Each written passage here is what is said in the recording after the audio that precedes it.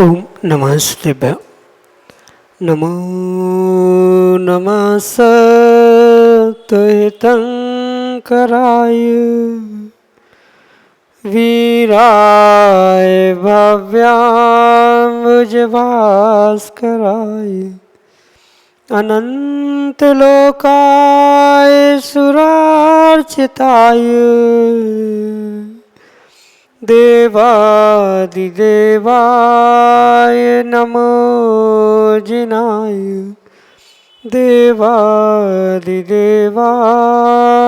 नमो जिनाय।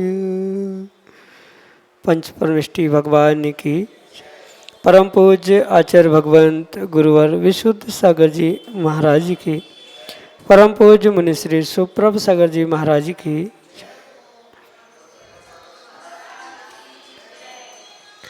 समीचीन विकल्पों का सम्यक समाधान। सम्यक ज्ञान की वह चिरपरिचित अनूठी विधा जिसके माध्यम से हम सभी प्रतिदिन अपने ही मन के अनेक अनेक समीचीन विकल्पों का आगम के परिप्रेक्ष्य में सम्यक समाधान प्राप्त करते हैं, और वही सम्यक समाधान हमारे मन को निर्विकल्पता की ओर ले जाने वाला तो होता है, और निर्विकल्पता ही आत्मा का वास्तविक स्वभाव है। ऐसे आत्मकल्याण की अनूठी विधा आप भी जुड़ सकते, भेज सकते हैं अपना समीचीन विकल्प, और उसका सम्यक रूप से समाधान परम पूज्य मुनिश्री से प्राप्त कर सकते हैं। प्रारंभ करते हैं आज का सम्यक समाधान। और आज के पहले विकल्प के लिए आष्टा मध्य प्रदेश से डॉक्टर मगन जैन, श्रीमती चंदा जैन महाराज श्री के श्री चरणों में कोटि कोटि नमोस्तु निवेदित करते हुए अपना समीचीन विकल्प रख रहे हैं कि महाराज जी अवीक्षण ज्ञान और अवीक्षण सम्यक भावना के स्वरूप को आगमन के परिप्रेक्ष्य में कैसे समझें। हमारे समीचीन विकल्प का सम्यक समाधान करते हुए हमारा मार्गदर्शन करने की अनुकंपा करें। नमोस्तु महाराज जी, नमोस्तु। ओम नमः सिद्धम। परम पूज्य आचार्य भगवान गुरुवर विशुद्ध सागर जी महाराज की, परम पूज्य मुनिश्री सुप्रभ सागर जी महाराज जी की। अभीक्षण इस शब्द को अगर हम शब्दशः समझें तो वहाँ सतत कंटिन्यूएशन में या अविरल रूप से जो कार्य होता है उसे अभीक्षण ऐसे कहा जाता है। चाहे वह ज्ञानोपयोग में हो, चाहे वह संवेग भावना रूप हो, वहाँ अभीक्षणता की भावना तो यही है कि सतत रूप से सातत्य से कंटिन्यूएशन में होने वाली जो क्रिया है उसके लिए अभीक्षण ये विशेषण प्राप्त होता है। साथ में जो ज्ञान है वह ज्ञानोपयोग के रूप में स्वीकार किया जाता है। ये ध्यान रखिए, अभीक्षण ज्ञान का अर्थ मात्र ग्रंथ खोलकर 24 घंटे पढ़ते रहना नहीं है। वहाँ जो ज्ञान प्राप्त किया गया है ग्रंथों के माध्यम से उसका उपयोग करते रहना, मतलब भोजन भी बनाते हुए श्रावक उस ज्ञान के तत्व के बारे में चिंतन करे, या अन्य कोई भी कार्य कर रहा है, मुनिराज भी विहार कर रहे हैं, वहाँ अनुकूलता प्रतिकूलता इन सबको देखते समय या विषमताओं को भी देखते समय ये निर्णय करे कि यह तत्व का स्वरूप ऐसा ही है। विपाक विचय, अपाय विचय आदि धर्म ध्यान करते हुए उन तत्वों के बारे में अपने उपयोग को पुनः पुनः लगा के रखना, शरीर पर होने वाले कष्ट, उपसर्ग, किसी की निंदा, बुराई आदि के समय में ठीक है ऐसा कर्म मैंने किया था सो आज उदय में आ रहा है, ऐसा जो चिंतन, ऐसा जो तत्वों का निर्णय चल रहा है उसे ही अभीक्षण ज्ञानोपयोग के रूप में स्वीकार करना होगा। क्योंकि बहुत सारे जीवों का ये कथन, ये मान्यता है कि हमेशा ग्रंथ लेकर स्वाध्याय करना ही अभीक्ष ज्ञानोपयोग है। ये ज़रूरी नहीं है कि ग्रंथ लेकर स्वाध्याय ही अभीक्षण ज्ञानोपयोग हो। ज्ञान को अपने ज्ञान में उपयोग में लगा लेना, अन्यत्र विषय कसायों से उपयोग हटाकर ज्ञान का ज्ञान में उपयोग करना, यही अभीक्ष्ण ज्ञानोपयोग का स्वरूप है। और संवेग तो बहुत अच्छे प्रकार से आचार्य भगवंतों ने कहा है, दोनों प्रकार से संवेग को समझ सकते हैं। धम्मे धम्म फलंती हवंती संवेगो, धर्म धर्म के फल धर्मात्मा को देखकर जो गदगद भाव हो रहे हैं वह संवेग भाव है। दूसरे प्रकार से आचार्य भगवंतों ने कहा है कि जो विषय भोग आदि के प्रति, संसार के प्रति जो रुचि है, उस रुचि को हटाकर उससे दूर होने का प्रयास करना, वैराग्य को उत्पन्न करने के लिए ये संवेग कहा। तो चाहे दोनों में से किसी भी प्रकार के संवेग को हम प्राप्त करें, पर उसकी अभीक्ष्णता वहाँ पर आवश्यक है। मतलब ऐसा नहीं है कि कुछ हमारे अपने जीवों के प्रति कष्ट आ जाए तो उनको देखकर गदगद भाव होना, या कुछ कभी कभार जैसे अक्सर होता है सभी जीवों के साथ कि घर में कुछ विषमता आती है, लड़ाई झगड़े होते हैं, तब संसार विषय भोगों से विरक्ति होती है, लगता है नहीं नहीं अब तो मुझे घर छोड़ना है। पर पुनः जैसे दूसरा दिन आता है, कोई क्षमा मांगता है, मीठा खिला देता है, ठीक है जाना था पर अभी समय नहीं। ऐसा ये अभिप्राय ना हो। जब अभी संवेग है, ठीक है, छोड़ पाना नहीं छोड़ पाना भिन्न विषय, विरक्ति होना, वैराग्य मार्ग पकड़ना, ये तो चारित्र मोहिनी के उदय सैक शोक्षम से होगा। पर कम से कम भावना तो भाते रहना चाहिए, मैं गलत कर रहा हूँ, मुझे मोक्ष मार्ग पर जाना है, मुझे वैराग्य प्राप्त करना है, विषय भोगों से दूर होने का प्रयास करना, एक एक कदम, एक एक % उन विषय भोगों के प्रति अपनी अरुचि बढ़ाते जाना, रुचि को कम करते जाना, यही क्रम से बढ़ाना, यानी इसमें सातत्य बना के रखना, कंटिन्यूएशन से रहना, इन भावों को प्राप्त करना, यही अभीक्ष्ण संवेग के रूप में स्वीकार की जा सकती है। वैसे ही संवेग का दूसरा अर्थ भी हम करें कि गुणीजनों को देख हृदय में, तो वो भी संवेग भाव हमेशा होना चाहिए, जिससे स्वार्थ निकल रहा है ऐसे ज्येष्ठ श्रेष्ठों के प्रति ही गुणीजनों को, धर्मात्मा को देखकर गदगद भाव नहीं, जिससे काम भी नहीं है ऐसे भी जीव के प्रति उनसे मिलने पर गदगद भाव बनाए रखना, ये धर्म के फल में विशेष परिणाम के रूप में संवेग कहा। तो इसमें भी ये कंटिन्यूएशन होना, ये दोनों में बहुत अंतर के रूप में स्वीकार किया जाएगा। अभीक्ष्ण ज्ञानोपयोग में ज्ञान का ज्ञान में उपयोग किया जाएगा, और अभीक्ष्ण संवेग में बाहर से रुचि हटाकर धर्मात्मा के प्रति या धर्मात्मा से भी रुचि हटाकर अपने प्रति लाने का प्रयास करना, ये इन दोनों भावनाओं का, दोनों शब्दों का मौलिक अंतर है। यही आपके लिए सम्यक समाधान। निकिता जैन, खातेगांव, मध्य प्रदेश से महाराज श्री के चरणों में बारंबार नमोस्तु निवेदित करते हुए अपना समीचीन प्रश्न रख रहे हैं कि महाराज जी, अभी अभी कुछ समय पहले बहुत अधिक बरसात होने से नदियों में उफान आ गया था, तो ऐसी उफान वाली नदी को श्रावक को देखना चाहिए या नहीं? बाढ़ के कारण उफान आई नदी को श्रावकों को, तत्वचिंतकों को तो बहुत गौर से और बहुत विवेकपूर्वक देखने की आवश्यकता है। क्योंकि सामान्य नदी तो हर कोई देखने के लिए जाता है, पर जब वह अपनी मर्यादा तोड़कर उफान पर पहुंचती है, पानी की बाढ़ नदी में पहुंचती है, तो उस समय पर कितनी विपरीतताओं को वो प्राप्त करती है, ये देखते हुए जीव को अपने भीतर जीव दृष्टि, द्रव्य दृष्टि प्राप्त करने की आवश्यकता। जब एक पानी अपनी मर्यादा छोड़ता है, नदी उफान पर होती है, तो कितनी विसंगति, कितनों के प्राण ले जाती है, कितनों के घर, कितनों के मकान, और कितनी सारी विपरीतता वह थोड़े से पानी की मर्यादा के उल्लंघन के कारण से होती। ऐसा ही जीव अगर उसे देखकर चिंतन करे कि जब एक जड़ नदी अपनी मर्यादा उल्लंघित करती है, उफान पे पहुंचती है, तो इतना सर्वनाश होता है, तो फिर मैं अपने ज्ञान का, मैं अपने दर्शन का, मैं अपनी क्रियाओं का, अपने जीवन का अगर विषय कसायों के उफान पहुंचने पर या सर्वोच्च स्थान पर पहुंचने पर फिर मेरा कितना नुकसान होता होगा, मेरे कितने भव, मेरे कितनी पर्याय इस उफान ने नष्ट की होगी, ये चिंतन उस उफान से बड़े हुए बाढ़ के पानी से होने वाले जो दुष्परिणाम वहाँ देखने में आ रहे हैं उसको देखकर चिंतन करने की आवश्यकता है।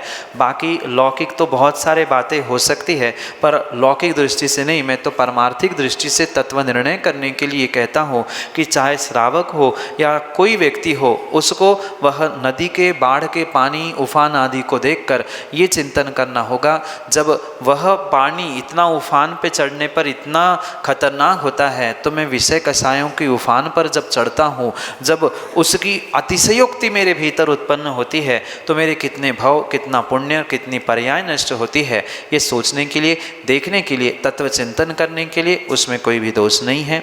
यही आपके लिए सम्यक समझ। श्रीमती कल्पना जैन, लक्ष्मीनगर, उज्जैन, मध्य प्रदेश से महाराज जी के चरणों में बारंबार नमस्तु करते हुए कह रहे हैं कि महाराज जी, वास्तु दोष क्या है और मनुष्य के जीवन में इसका क्या प्रभाव पड़ता है। हमारे समीचीन विकल्प का सम्यक समाधान करने की अनुकंपा करें। नमोस्तु महाराज जी, नमोस्तु। वास्तु विज्ञान एक आगम की रहस्यपूर्ण विधा है। मात्र वास्तु ही नहीं, ज्योतिष, मंत्र, तंत्र आदि बहुत सारी विधाएं हमारे आचार्य भगवंतों ने आगम ग्रंथों में लिखी। और मात्र आचार्य भगवंतों ही नहीं, तीर्थंकर के दिव्य ध्वनि में ही वह विद्यानुवाद पूर्व के रूप में जो हमें 10वां पूर्व प्राप्त होता है, उसके अंतर्गत भी ये बहुत सारी विद्या और बहुत सारा व्याख्यान प्राप्त होता है। तो इन खंड विद्याओं में से एक ये वास्तु विद्या है, वास्तु विज्ञान है, जिसके कारण से जीव के भावों पर, जीव के क्रियाओं पर निमित्त नैमित्तिक संबंध बनता है। पहले तो ये बहुत अच्छे से और विवेक से समझे कि ये जितनी भी विद्याएं हैं, जितने भी निमित्त ज्ञान आदि कहे हैं, ये मात्र निमित्त नैमित्तिक संबंध रूप ही होते हैं। सर्वा वो ही होते हैं, उनसे ही काम हो रहा है, वो करता है, ये सोचना बिल्कुल भी गलत है। चाहे ज्योतिष हो, वास्तु हो, अन्य भी कोई विधाएं हो, ये जीव के लिए निमित्त तो बन सकती है, पर उन्हीं के लिए बन सकती है जिनके लिए वह निमित्त नैमित्तिक संबंध बनने की योग्यता रखते। जैसे जिसका उपादान बहुत अच्छा है, जिसका तीव्र पुण्य का उदय चल रहा है, उसके लिए कोई भी वास्तु दोष काम में नहीं होते। ये जितने भी दोष ज्योतिष के हो, ग्रहों के हो, उपग्रहों के हो, वास्तु के हो, ये सब कुछ उन्हीं के लिए प्रभावित करते हैं जिनके पुण्य की क्षीणता है, पाप की तीव्रता है। पूर्व काल में भी आपने देखा होगा, पूर्व काल में भी कई सारे ऐसे मकान बनाए जाते हैं जिनको आज वास्तु दोष के नाम से मंदिरों को, मकानों को तोड़ा जाता है। तो ये विशेष बात ध्यान रखें कि उस समय पुण्यात्मा पूर्वजों का पुण्य के उदय के कारण से काम नहीं बिगड़ता था, पर वर्तमान में कहीं ना कहीं जब पुण्य क्षीण हो जाता है, वही वास्तु, वही सब कार्य दोष के रूप में फलीभूत होते।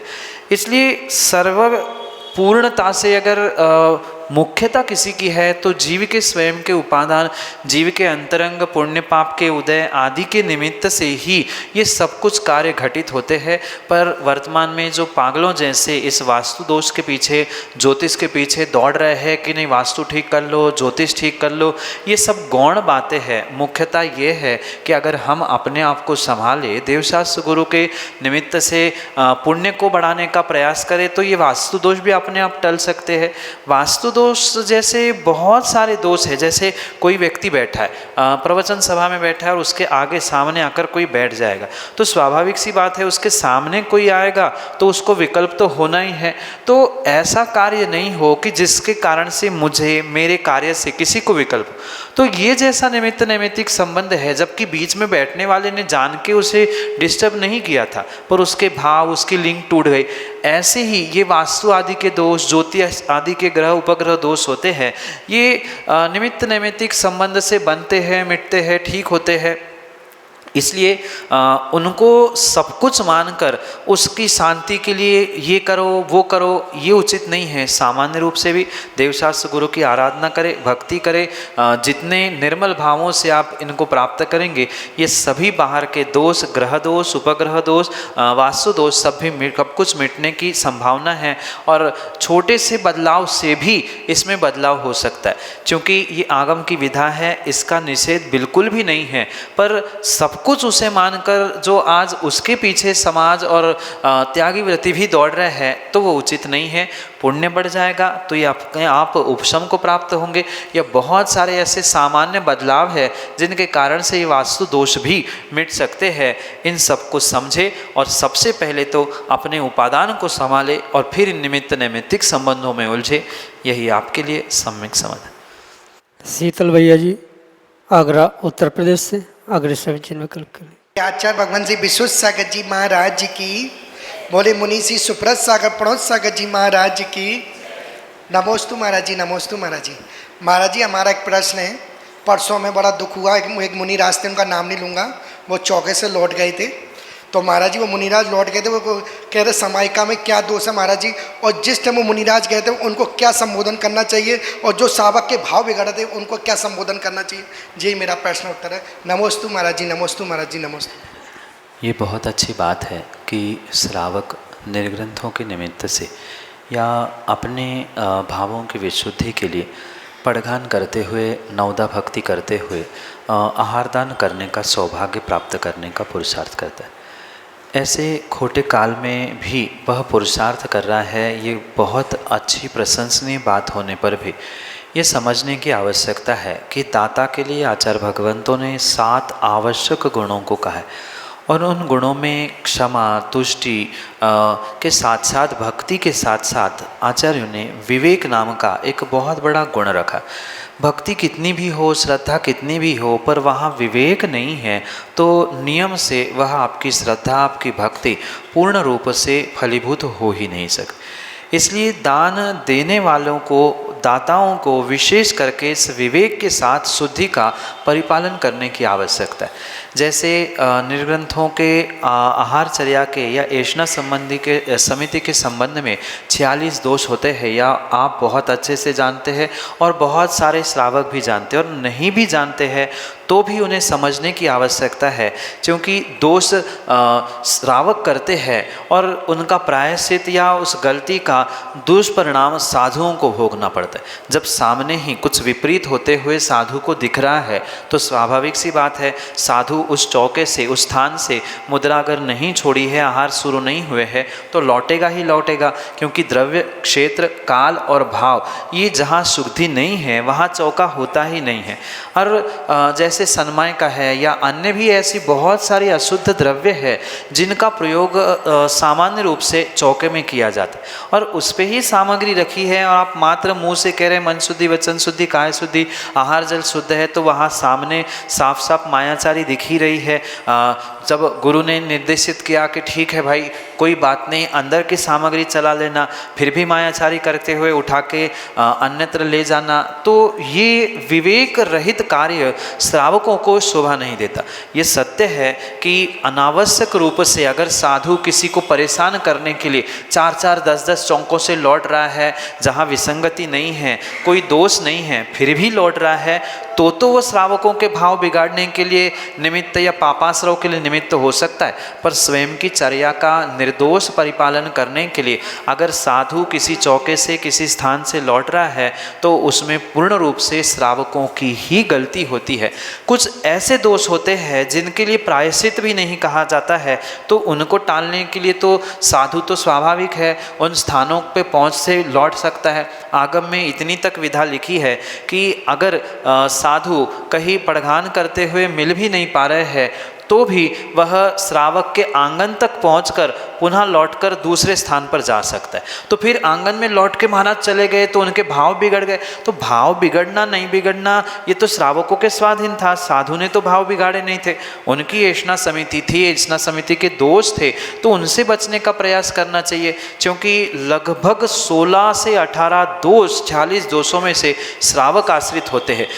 एक स्थान पर बनाया भोजन दूसरे स्थान पर रख लेना, बनाया अंदर वाले कमरे में है, भाजनांतर करके स्थापित दोष निर्दोष कर दिया, नीचे से ऊपर चढ़ा दिया, मालारोहण हो गया। ऐसे अधिकांश दोष श्रावकों के आश्रित होने से उन विवेक को प्राप्त करते हुए ही श्रावकों को कार्य करना चाहिए। अन्यथा फिर साधु लौट आए तो फिर बुरा भी मानने की आवश्यकता नहीं है। पहले विवेक सीखे और फिर दान देने की आवश्यकता है। अविवेक से दिया हुआ दान आपको फलदायी हो नहीं सकता। इसलिए श्रावक ये ध्यान रखे कि पोंछा पाछी करना, असौले के काम करना आदि सभी कार्यों का निषेध है। इनको समझे और फिर अपने भावों को संभालने का प्रयास करे, क्योंकि दोष भाव बिगड़ने का निमित्तों को नहीं लगेगा, अपितु जिनने बिगाड़ा है उनको ही लगेगा। इसलिए अपने भावों को विवेक पूर्वक संभाले और क्रियाओं को, दान को भी विवेक पूर्वक करे, तो ही वह विशेष फल आपको दान के स्वरूप मिल सकता है। रही बात श्रावकों को समझाने की, तो आप जैसे व्रतियों को श्रावकों की कक्षा लेनी चाहिए। 16 दोष क्या होते हैं, उसमें किस कारण से आप बचा जा सकता है, जिससे साधु की भी चर्या निर्दोष हो, श्रावकों की भी भाव नहीं बिगड़े। यही आपके लिए सम्यक समाधान। चांदनी जैन, ऋषिनगर, उज्जैन, मध्य प्रदेश से अगले समीचीन विकल्प के लिए। द्वय मुनि के चरणों में वारंवार नमोस्तु महाराज जी, नमोस्तु महाराज जी। महाराज जी, सपने क्यों आते हैं और अच्छे बुरे सपने आना कोई संकेत होता है क्या? सपने के विषय में कुछ समझा दें। नमोस्तु महाराज जी। दिन भर की आपाधापी में मन जिन विषयों को प्राप्त नहीं करता, लगभग उन्हीं मन के विषयों को जब सुसुप्त अवस्था में यानी निद्रा अवस्था में पुनः जब प्राप्त करने की भावना प्राप्त होती है, वही सपने के रूप में फलीभूत होती। ये भी सत्य है कि कुछ सपनों का अर्थ अतीत से होता है, कुछ सपनों का अर्थ भविष्य से होता है, भूत से भी होता है। तो इन सब का तारतम्य वह सपने कब देखे जा रहे हैं, किस प्रकार के हैं, उस पर तय किया जाता है। स्वप्न विज्ञान नाम का भी विज्ञान हमारे आगम ग्रंथों में है। उसके फल भी बताए गए हैं कि कौन से नक्षत्र में कितने बजे कौन से प्रहर में उस स्वप्नों को देखा है, उसका सकारात्मक फल मिलेगा कि उसका नकारात्मक फल मिलेगा। ये भी बहुत अच्छे से वहाँ पर समझाया गया है कि माना कि प्रातः काल के अमुक बेला पर देखा गया है तो उसका फल सकारात्मक मिलेगा, पर वही नौमी या कोई ऐसे नक्षत्र तिथि में देखा गया है तो उसका विपरीत फल मिलेगा। पर ये पुनः ध्यान रखें कि ये मात्र संकेत है होने वाले अच्छे बुरे के लिए। जैसे अन्य भी प्रकार के शकुन अपशकुन माने जाते हैं, ये भी शकुन अपशकुन कुछ तो होते हैं पर सब कुछ नहीं होते। अगर सपनों के ही पीछे पड़कर क्या होने वाला है और क्या नहीं होने वाला है यही समझता रहेगा जीव, तो कभी अपने आप को संभाल ही नहीं पाएगा, वर्तमान का पुरुषार्थ ही नहीं कर पाएगा। इसलिए सामान्य रूप से उन सपनों के बारे में ज़्यादा विकल्प ना करें। कुछ बहुत अपशकुन रूप या बहुत अभद्र रूप, विपरीत रूप स्वप्न देखा है तो उसका अवश्य ही गुरु के पास जाके प्रायश्चित लेना चाहिए, क्योंकि वो परिणति पूर्ण रूप से हमारी ही है, कोई दूसरा आके स्वप्न दे के नहीं जा रहा। बहुत सारे लोग कहते कि वो आए थे उन्होंने स्वप्न दिया, ये कहने की बातें है। वास्तविकता तो यही है कि जो सुप्त मन है, जो हमारी बहुत सारी इच्छाएं, बहुत सारी विषय जिनको हम दिन भर में साल भर में प्राप्त नहीं कर पाते और उनके ही बारे में सोचकर सोते हैं, तो लगभग आप देखना उन्हीं विषयों को सपनों में व्यक्ति देखता है। कभी कभार जो अच्छे विचार करके सोचते हैं, नमोकार पढ़ के सोते हैं, उनके लिए कहीं मंदिर तीर्थ यात्रा करते हुए सपने में देखने में आता है। तो ऐसे शुभ सपना देखना शुभ है, पर तब जब उसका नक्षत्र, तिथि, वार आदि से संबंध हो। माना कि रिक्ता तिथि को देख लिया तो उसका फल बिल्कुल उल्टा ही मिलने वाला है। तो इसका गणित तो बहुत लंबा चौड़ा है, पर ये अवश्य समझे कि ये मात्र और मात्र संकेत है, ऐसा हो ही जरूरी नहीं है। क्योंकि आज आपने कुछ स्वप्न देखा, कल दूसरा कुछ स्वप्न देखा और वे बराबर बिल्कुल विपरीत है, तो फल तो दोनों का एक दूसरे से कॉम्पेंसेट हो गया, निल हो गया, वहाँ पर कुछ बचा ही नहीं। तो आवश्यकता नहीं है कि वह फल जो स्वप्न में देखा है वो इसी पर्याय में हो। ऐसे भी आपने वह चंद्रगुप्त के स्वप्न के बारे में, चक्रवर्ती के स्वप्न के बारे में सुना है कि वह भगवान के पास जाकर उनके फलों को पूछता है, तो पंचम काल के भी फल उन्होंने बनाए, चौथे काल के भी फल उन्होंने बताया कि ऐसा स्वप्न का ऐसा फल है।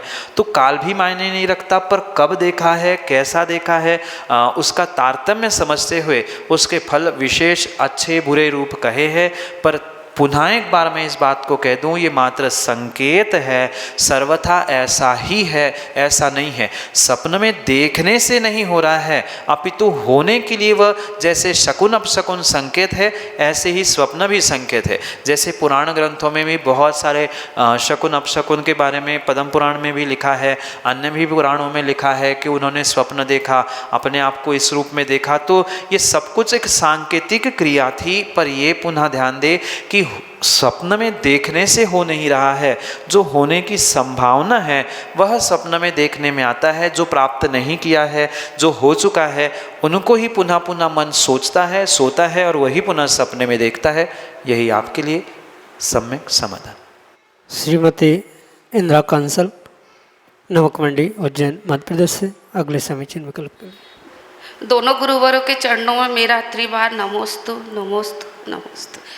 गुरुवर, मेरी जिज्ञासा यह है कि अल्प ज्ञान है, पर आत्मा की बात हमने बहुत बार सुन ली कि मतलब आत्मा अमर अजर है, अमर है और ये शाश्वत है। जब हम थोड़ा भी ध्यान करने बैठते हैं तो ऐसा लगता है कि अब अजर है, हमारा इस देह का नाश होता है, आत्मा का नाश नहीं होता है। पर अल्प ज्ञान में चाह पूरी सब वस्तु को समझने की है, तो अल्प ज्ञान को कैसे पूर्ण हो पाए, और क्या अल्प ज्ञान में भी इस तरह से हम अपनी आत्मा को स्वरूप को समझ सकते हैं क्या? ऐसी जिज्ञासा का समाधान करिए। माँ, बिना ज्ञान के ध्यान होना संभव नहीं। जब तक जानकारी रूप भी ज्ञान नहीं है, तब तक तत्वों का निर्णय नहीं हो सकता, और तत्वों के निर्णय के अभाव में श्रद्धान नहीं है, सम्यक दर्शन नहीं, और सम्यक दर्शन नहीं है तो स्वाभाविक सी बात है ज्ञान भी सम्यक ज्ञान नहीं है। तो जानकारी मात्र कि आत्मा अजर अमर है, इन दो चार शब्दों के चिंतन से ध्यान कैसे फलीभूत हो सकता है? इसलिए सबसे पहले आत्मा के बारे में चिंतन भी करना है तो आत्मा का ज्ञान होना आवश्यक है। अरस, अरूप, अगंध, अवर्ण आदि ये जो शब्द मात्र हमने पढ़े हैं, कई लोगों को तो इन गाथा की गाथाएं याद है, अर्थ भी याद है, पर शाब्दिक ज्ञान से काम बनने वाला नहीं है। ज्ञान तो अनुभूति जन्य ही होना चाहिए। जब तक अनुभूति जन्य ज्ञान नहीं है तब तक सम्यक ज्ञान नहीं कहलाता, और तब तक वह ध्यान सार्थक नहीं। क्योंकि जो भी धर्म ध्यान कहा जाता है वह सम्यक दृष्टि को होता है, मिथ्या दृष्टि का ध्यान तो आर्द्र रौद्र ध्यान ही रूप होता है। और इसलिए वह आपको भले ही लगता है कि हाँ मैं किसी को प्राप्त कर रहा हूँ, मुझे उसका चिंतन करते समय कई बार लगता है कि धन्य भाग में आत्मा को जानने का प्रयास कर रहा हूँ। ठीक है, ये गदगद भाव होना, आहोभाव होना, ये अच्छी बात है, पर अभी आप लक्ष्य तक पहुंचने का प्रयास नहीं कर रहे। इसलिए सबसे पहले जिन ग्रंथों में आत्मा का स्वरूप कहा जा रहा है, उन ग्रंथों को जो उसकी अनुभूति करने में तल्लीन है, ऐसे निर्ग्रंथों से पुनः पुनः समझने का, पुनः पुनः प्राप्त करने का, उसके मार्ग के विषय में समझने का अगर प्रयास करेंगे तो नियम से कभी न कभी उस आत्मस्वरूप को प्राप्त करते हुए आप ध्यान की उत्कृष्टता को प्राप्त कर सकते। ऐसा सर्वथा भी नहीं है कि श्रावक इसका प्रयास नहीं कर सकता, प्रयोग नहीं कर सकता। ठीक है, जो निर्ग्रंथ उच्च कोटि का ध्यान करते हैं, आत्मा की अनुभूति करते, वो श्रावक अवस्था में भले ही नहीं हो, पर उसके लिए पुरुषार्थ तो श्रावक अवस्था से ही करना होगा। तभी तो कुछ उस ध्यान की लीनता कर्मों के निर्जरा के लिए साधन बनेगी। पर ये सूत्र अवश्य ध्यान रखें कि ज्ञान के अभाव में ध्यान होना संभव नहीं है। पहले ज्ञान और फिर ध्यान, अन्यथा वह आर्द्र रौद्र ध्यान रूप भी परिणत होने की संभावना है। यही आपके लिए सम्यक समाधान।